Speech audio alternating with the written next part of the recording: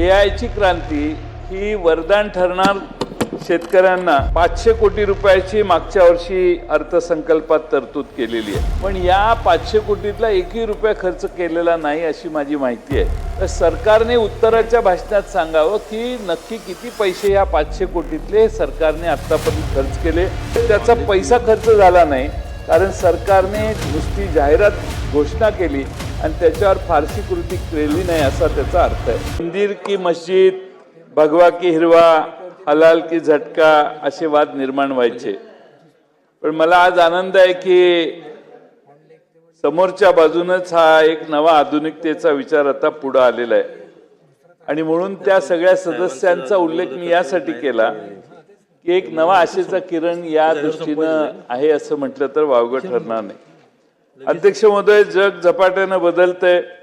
उद्योग, शिक्षण, आरोग्य, बँकिंग या सर्वांमध्ये आता एआयचा वापर व्हायला लागलेला आहे आणि ही क्रांती आता शेतीमध्ये देखील शिरायला लागलेली आहे।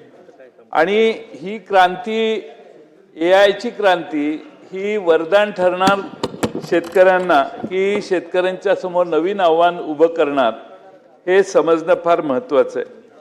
अध्यक्ष महोदय, एआय म्हणजे काय?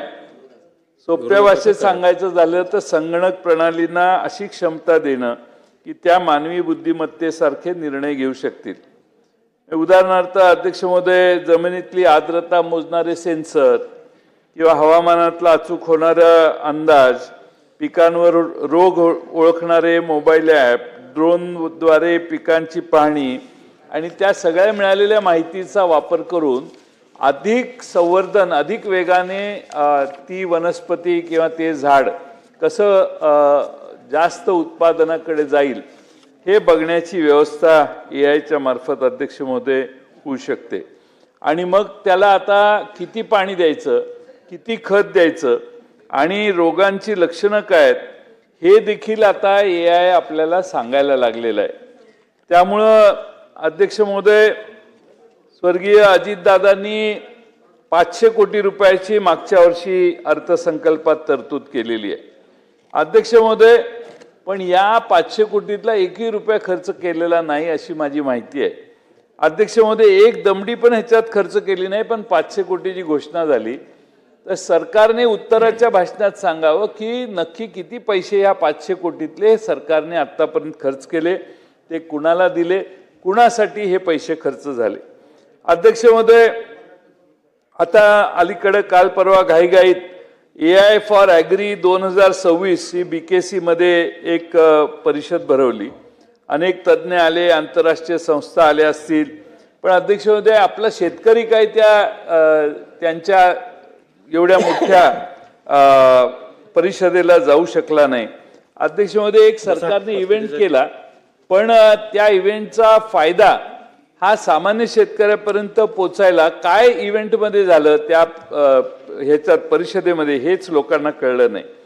अध्यक्ष महोदय, आपल्या भागात आहे, अनेक ठिकाणी महाराष्ट्रात आहे, ऊस उत्पादक आता 100 टनावर प्रयत्न केले, कष्ट केले तर 90, 95, 100 टनावर जातोय।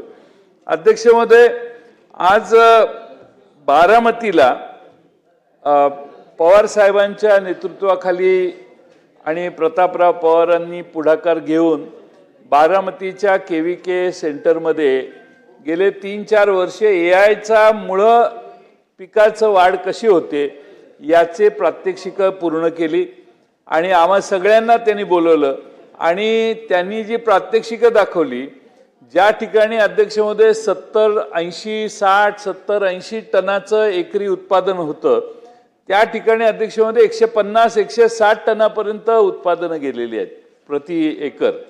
त्यामुळं ही प्रचंड मोठी एआयची क्रांती होऊ शकते।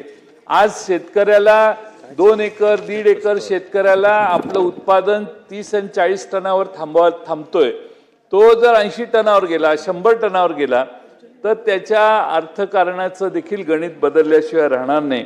आणि म्हणून अध्यक्ष महोदय, एआयचा वापर हा करत असताना आपण वसंतदादा शिवण इन्स्टिट्यूटने बरंच त्याच्यावर काम केले, VSIने जसं काम केले तसं KVKने देखील काम केले आणि आंतरराष्ट्रीय संस्थांना देखील त्यांनी त्यात सहभागी करून घेतलेलं आहे।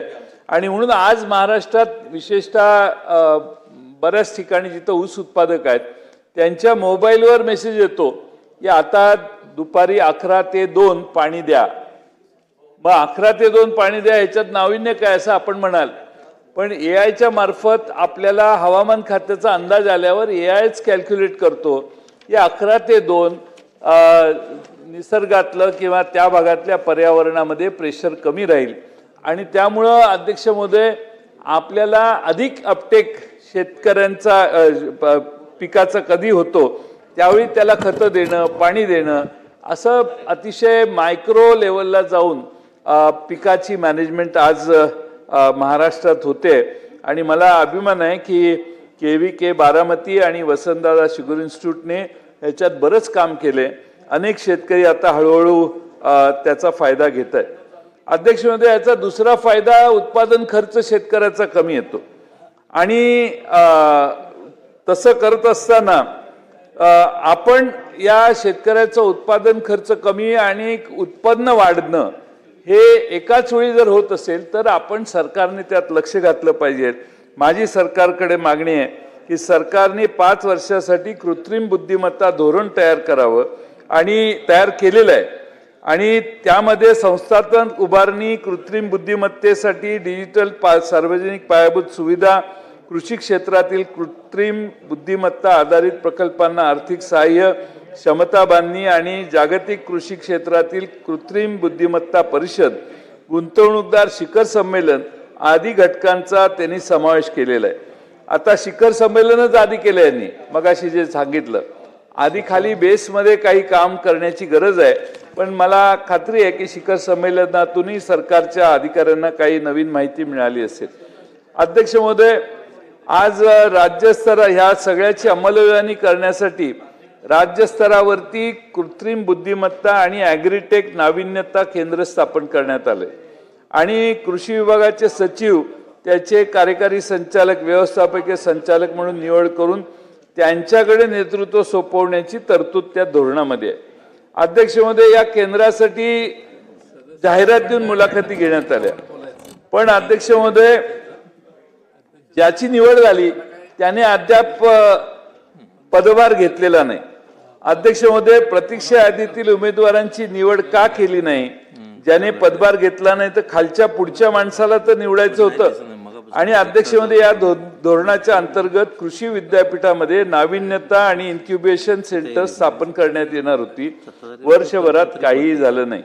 राज्य सरकारला किंबहुना कृषी विभागाला वर्षभरामध्ये हे शक्य होतं, पण शासनाने याच्यात काही कृती केली नाही. हे अतिशय गंभीर आहे.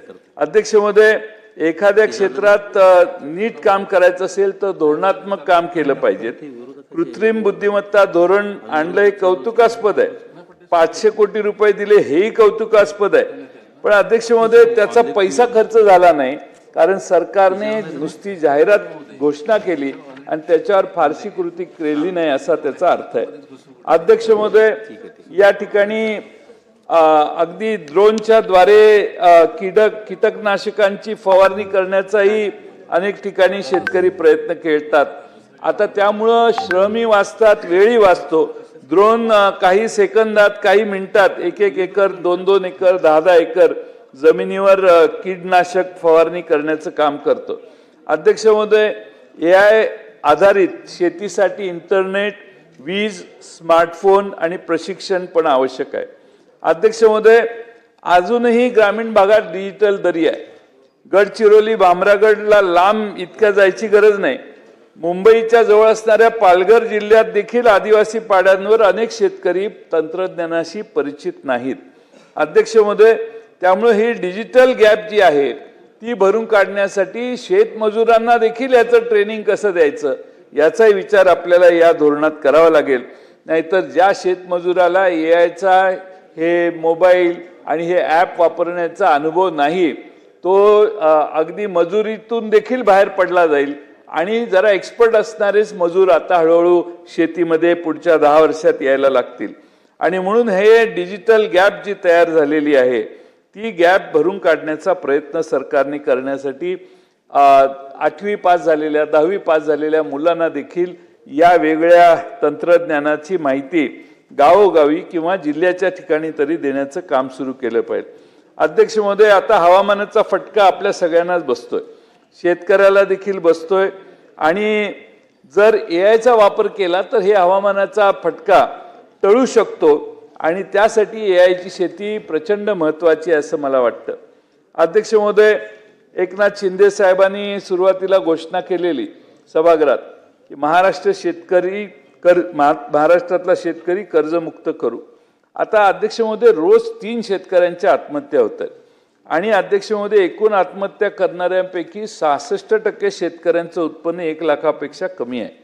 अध्यक्ष महोदय, 2014 नंतर भारतीय जनता पक्षाच्या नेत्यांनी घोषणा केलेली की उत्पन्न दुप्पट करणार, पण तशी काही परिस्थिती झाली नाही. आपण जाणकार आहात, आपल्या पंढरपूरच्या मंगळवेढ्यात कुणाचं उत्पन्न दुप्पट झालंय हे अजून तुम्ही तुमच्या पीएला कळवा आणि एक नाव मागवा, कुणाचंही नाव येणार नाही. कारण खर्चच एवढा वाढत गेलेला आहे की खर्च वाढतोय आणि उत्पन्न आपलं 1 पटाचं 1.25 पट 1.5 पटपर्यंत कदाचित गेलो असू. आणि म्हणून अध्यक्ष महोदय, एआयच्या माध्यमातून हे उत्पन्न दुप्पट होण्याचं जे सरकारचं धोरण आहे ते पूर्ण होईल जर सरकारने ही योजना व्यवस्थित राबवली तर. आणि म्हणून अध्यक्ष महोदय, सरकारने पुढाकार घेऊन यावर एक समिती स्थापन करावी आणि अध्यक्ष महोदय, एक चांगला आराखडा तयार करून तो अंमलात आणण्याचं काम करावं. अध्यक्ष महोदय, खरा मूळ प्रश्न आहे उत्पन्न किती काढू पण शेतमालाला भाव मिळणार का, हा महत्त्वाचा प्रश्न आहे. दुसरीकडे आता आमच्या चांदवडला नाशिक जिल्ह्यात तालुक्यातल्या शेतकऱ्यांनी आमरण उपोषण केलेलं आहे आणि त्यात आमच्या पक्षाचे तालुका अध्यक्ष आहेत डॉक्टर सयाजीराव गायकवाड यांची उपोषणाच्या तिसऱ्या चौथ्या दिवशी प्रकृती खालावली. ती आमचे सयाजीराव गायकवाड अगदी मरणाच्या दारात होते पण सरकारकडून दखल घेतली नाही. अध्यक्ष महोदय, या शेतकऱ्यांची मागणी काय आहे? कांदा, मका, सोयाबीन आणि अन्य पिकांना हमीभाव मिळाला पाहिजे, कांदा पिकाला अनुदान मिळालं पाहिजे. यात काही चुकीची मागणी आहे असं मला वाटत नाही. आणि म्हणून अध्यक्ष महोदय, वर बसलेलं दिल्लीतलं सरकार जे आहे त्या निर्यात धोरणावर अचानक बदल करते, शेतकऱ्यांच्यावर अटी शर्ती लावल्या जातात, परिणामी त्यांच्या पिकाला भाव मिळत नाही. कांदा उत्पादक शेतकऱ्याचा माल तर अनेक दिवस पडून राहतो, शेवटी तो माल खराब होतो.